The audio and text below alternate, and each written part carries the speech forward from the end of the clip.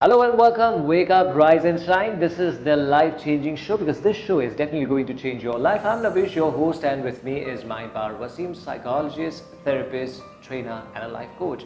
Wasim deals with 10 major areas, as I already said: depression, anxiety, stress, memory and concentration problem, insomnia, anger issues, negative past memories, weight loss, yes, of course, weight loss, motivation and decision making, career and business coaching. And to top of it, exam phobia. Most of us are in this stress and kind of issues that is so torrential that you really have this attack, that you really have this a fear and phobia for examination.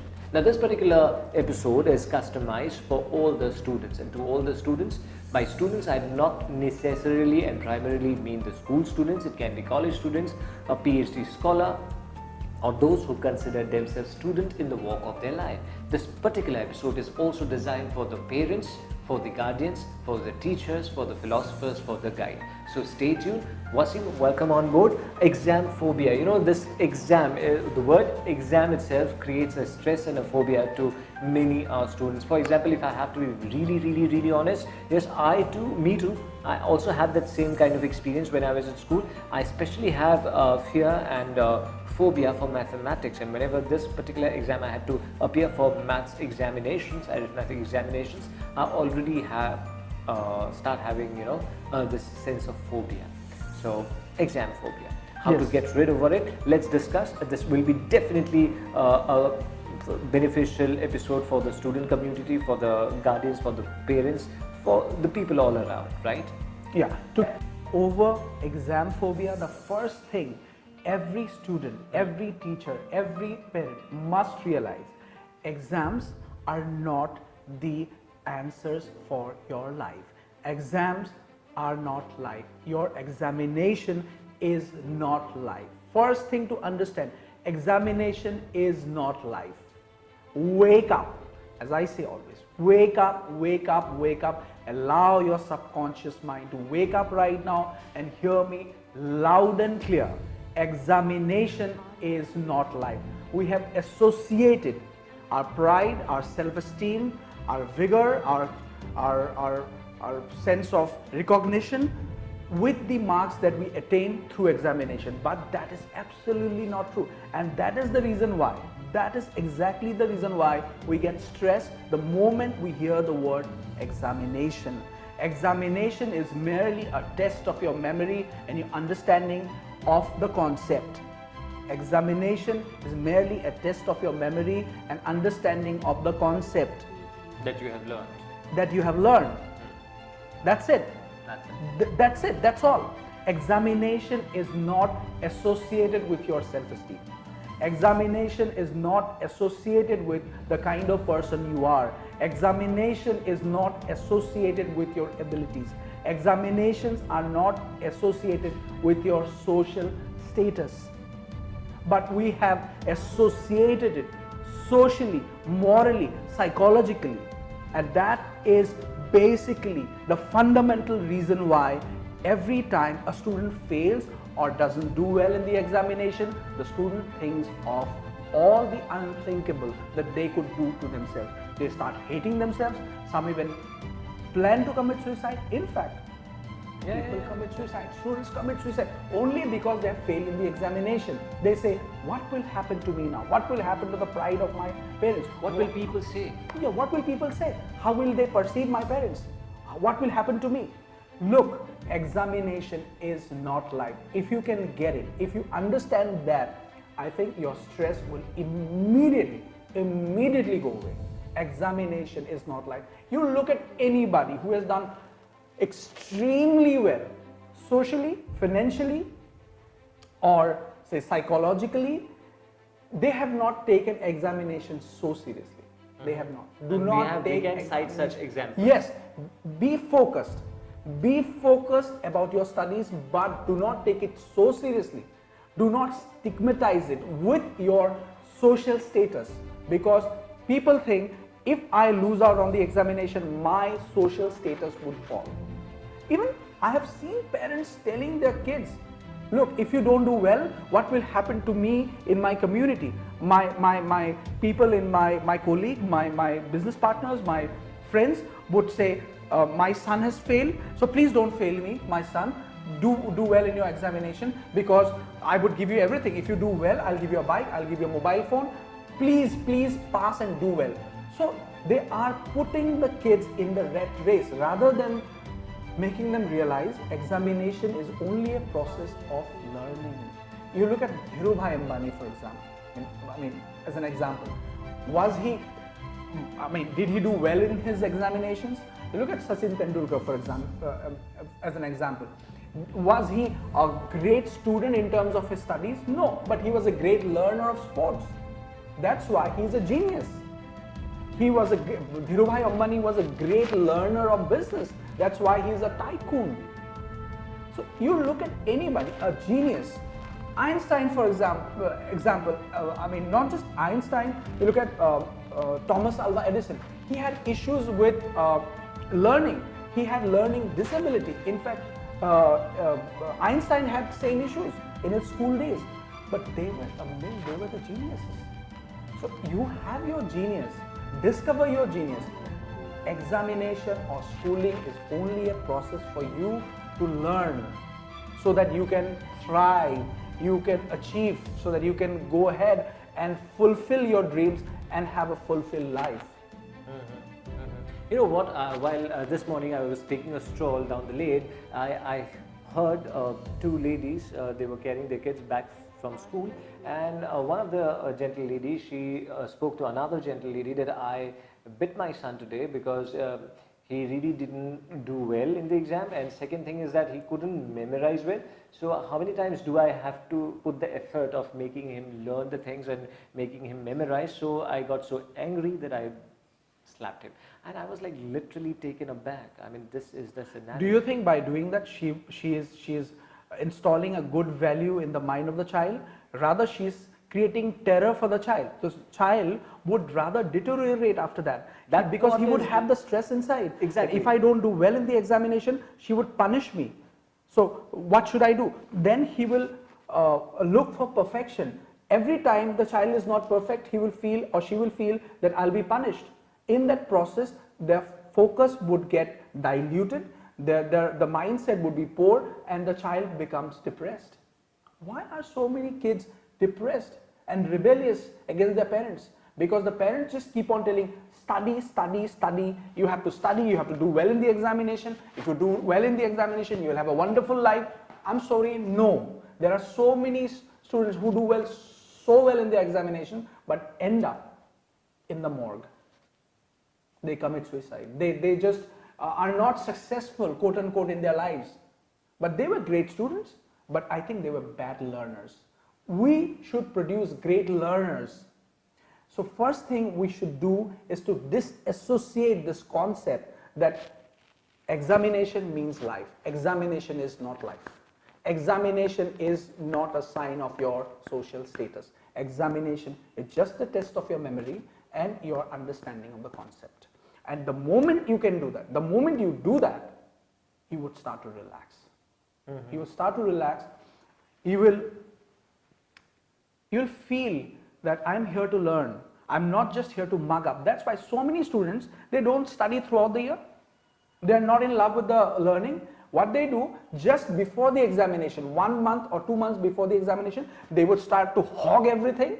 They would just memorize and try to vomit that out in the examination so that they get good marks in the examination. That's it. That's all. So did they really learn anything? No, they did not. They did not learn. You would be surprised.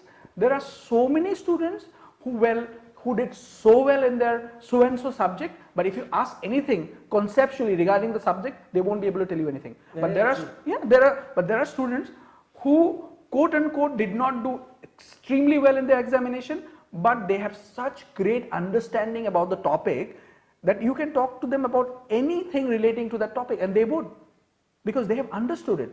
They may not have been able to take it out in the examination theatre. Yes, I agree, it is important to do well in the examination. That's why I have created this program called CR3. Concentrate, remember, retain, recall. Let me say it again. Concentrate, remember, retain and recall. So I teach you how to concentrate, I teach you how to remember, I teach you how to retain, I teach you how to recall.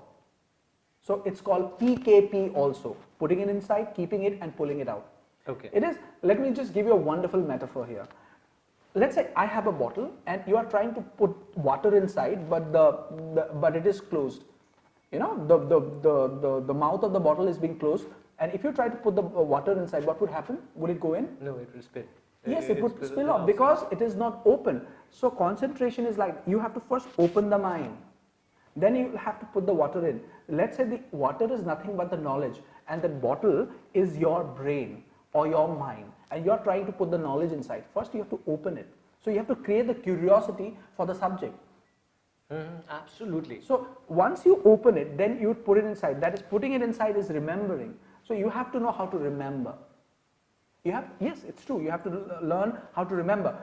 It is just like buying lots and lots of clothes but not having a wardrobe. If you don't have a wardrobe, if you don't know where to keep your stuff, what would happen is, you know, they would get lost, they would, I mean, yeah, they will be just abandoned here and there. absolutely. So you will, and you will not have access to it too. When you would need it, you will not be able to pull it out because you don't know where you kept it. So you have to put it inside in the right place. So you have to remember. You not just have to remember, you have to retain it. A lot of students, they concentrate well, they put the water inside, but there's a hole in the bottle. So the water, it leaks off. So it doesn't stay inside. So you have to keep it inside. And most importantly, you have to pull it out when required. Which we call it as Remember, recall. yeah, I'm sure you must have had that moment. You come out of the examination theatre and you go, oh my God, now I remember. Oh, that was the name of that person who I was trying to, recall. Oh, that was the theory, or that was the formula. So why were you not able to recall then? That means you had remembered it, you had concentrated and you remembered, but you were not able to recall it because you were either nervous, you were distracted, you were panicky, you were unable to manage your stress in that moment. So exam phobia, what it does is, exam phobia is not the inability to learn, but to have this notion regarding the examination that I'll not be able to do well. And if you have the notion, even though you would remember, during the examination, you will not be able to recall. See, Navish, the problem is not really with remembering. The problem is also not mostly with the retention, but with the recalling. We remember everything. You remembered it. That's why after the examination got over, that means once the stress got over, you got de-stressed, and then suddenly the information was available to you. So you have to be able to recall. How do you recall? So you have to be able to de-stress yourself. If you can de-stress yourself during that pressure situation, you will be able to recall. So this program is designed to first help you to have a proper understanding of why we learn and what is the basis and the foundation of learning. Then we teach you techniques, the cutting edge techniques of remembering, concentrating, remembering, retaining and recalling. Okay. And if you can recall, see, a student when he or she is appearing in any examination, they have had a lot of knowledge regarding the subject, not only in that class, maybe in the previous years also. So they have a lot of information inside their brain, but because they were stressed, they were unable to pull that information out and formulate the answer. You must have had experiences in your life where you did not really study well, but you scored well in the examination because in that examination you were laid back, you were chill, you were relaxed, you thought, I'm confident, I know a lot about this subject, maybe not just necessarily from this year or this class, from previous years I know. For example, let's say social studies. You are a student of class 10, but you had social studies in class 9, class 8, class 7. So you have had information. So you have already stored information available to you. And you went to the examination with this, devil may care attitude. You went there with the attitude that, Okay, fine, I'm confident enough, I'll be able to write. I will be able to write. So you were kind of de-stressed. You did not take stress. So as you went into the examination, because you were not stressed, you found yourself being able to remember things from class 7, class 6, class 5, and you were able to put a wonderful answer, put together a wonderful answer. And to your surprise, you scored more than the other subject where you were hogging in information and you were too prepared. So if a student is being de-stressed, so the goal of the CR3 program is to de-stress the student, Okay.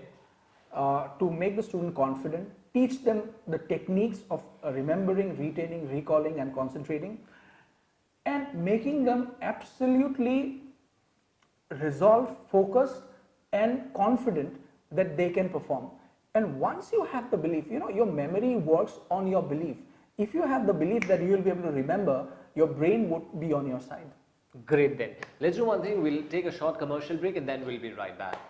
Welcome back after the break. You're watching the life changing show. And yes, let me ask you again, are you under exam phobia? Then I think that's the wrong thing to do, because yes, we have with us the expert Mr.Wasim, who has come up with this brilliant CR3 program so that you can cope with exam phobia and you can concentrate well, remember well, retain well and recall it really well. Coming back again to the CR3 program, I really urge the student community to join it. Not necessarily only the school students, the college kids, of course the PhD scholars, the university students, and also who want to do well and who want to actually practice the lesson which we call life, because memory concentration is not only school centric, college centric or academic centric, it's totally life centric. So the CR3 program, is it like a community based program or a one-on-one counseling program? One-on-one counseling program. It's a one-on-one coaching program for a year.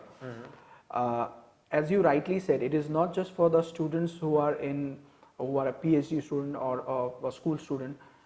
It is also for those people who are maybe struggling with their memory and concentration. I've had people coming in for the program who are suffering with dementia and Alzheimer's, and who essentially have issues with their hippocampus. So they are unable to recall. So as I teach them techniques of remembering and recalling, we find under the scanner, brain scans, that their hippocampus starts to again refire, again starts to function well. So your hippocampus, which is inside your limbic system, is the memory center. Okay. It's a center for storing information. It is just like any muscle or any organ of your body. If you train it, it becomes strong. If you don't train it, it becomes weak. So use it or lose it. So if you use it, if you train it, it becomes stronger and powerful.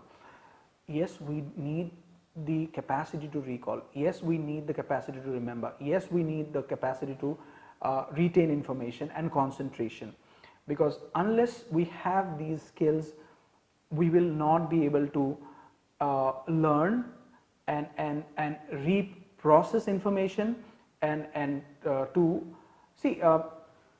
If let's say you are a businessman and you want to do well in your business, you have to have the ability to concentrate in your business. You have to have the ability to remember what is going on in your business.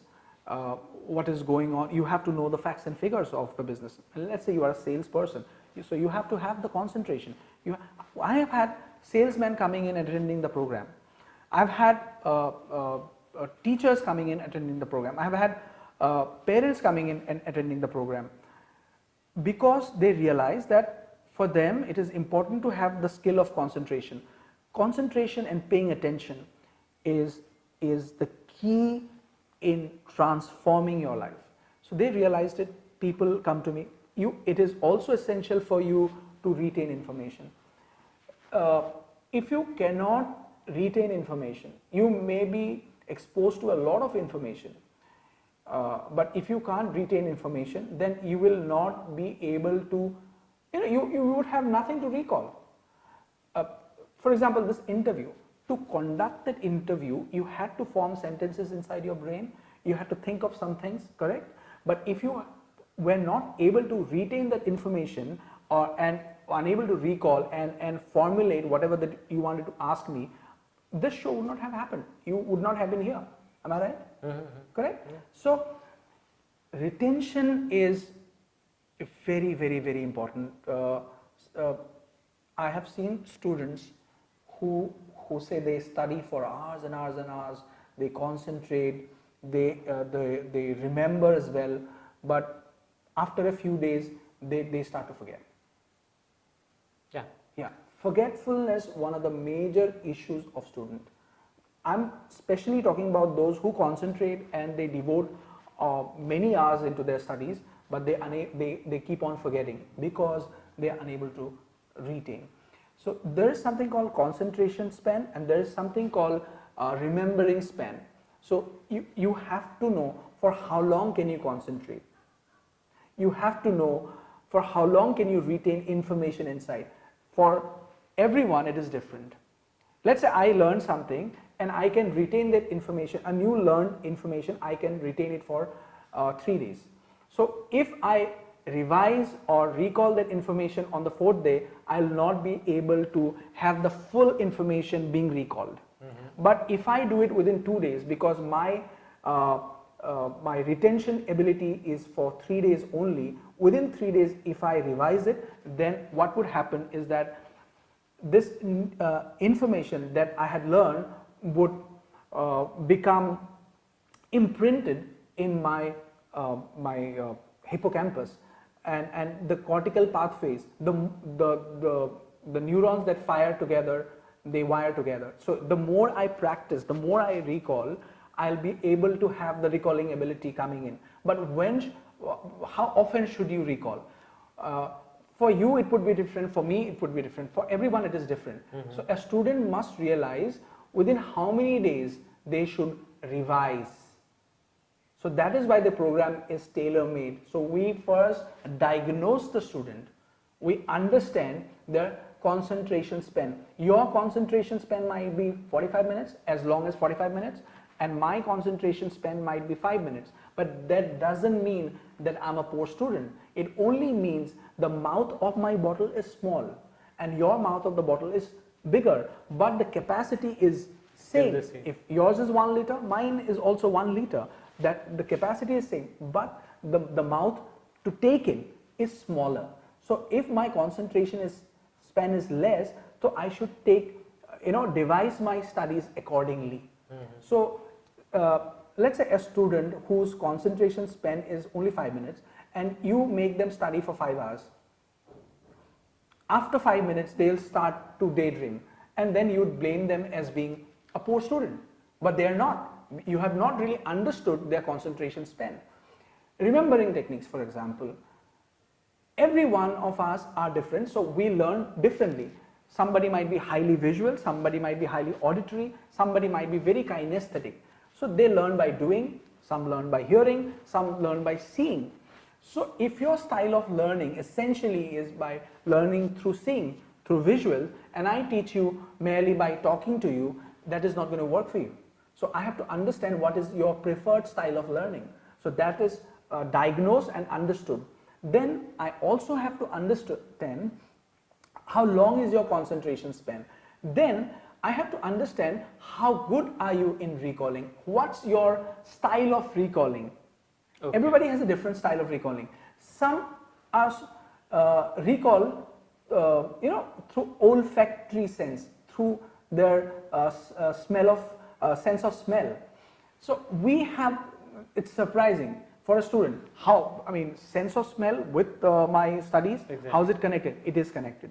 So that is why I say the program that we have laid out is cutting edge. It is the latest in the world, because we use neuroscience. We use the cutting edge from I was psychology. about to ask that Yeah. Do you use those neuroscience, neurotechnological tools and devices in this program? I am a psychologist. I am a man of science, so I'm supposed to do that. And we use the very latest. We use devices that help you remember, retain, recall, concentrate. But not many of your domain does that, right? Application of such tools and devices. See, with the advancement of technology. I might be a very bad student, but I'm a very good learner. I'm thirsty for knowledge. From the very get-go, I have never regarded myself as a student. I've always regarded myself as a learner. And this program is for learners. We are not merely creating machines that achieve and attain marks. We want to create learners who are learners for life.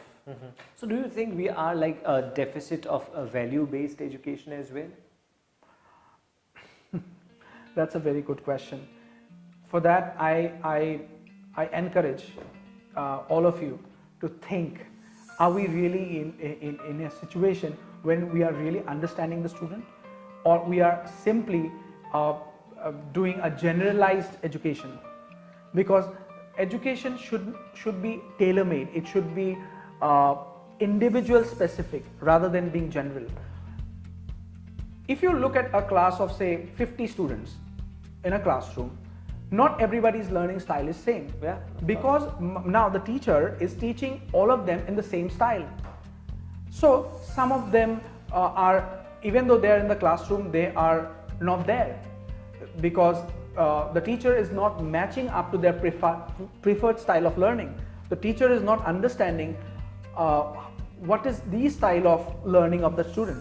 If the teacher could do that, what would happen is that every single student would concentrate in the class. And then we will not have the syndrome of, oh, some of my students are good, some of my students are bad. Every single student is a great student. Realize it. If you're a student, you are a great student. And you are also a genius.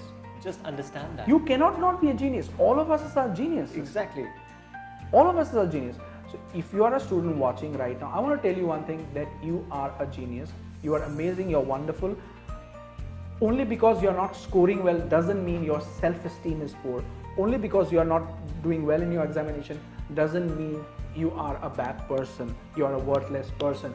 Probably you or your teachers or your parents have not realized how to teach you. So this program that I have designed is designed to help you to first understand your style of learning, then to help you master that, so that you become the best you as a learner, as a student. Yeah, so no blame game to anyone. No. But yes, of course, they can definitely enroll themselves, enroll yourself into the CR3 program and see the revolutionary change in this process of evolution. I think that's the correct term put. And yeah, of course, you can do miracles, you can do wonders, you can actually understand that the genius inside you, you can see and visualize the genius inside you. And with that note, it's a wrap. I'll see you soon in the next episode. Thanks for being with us.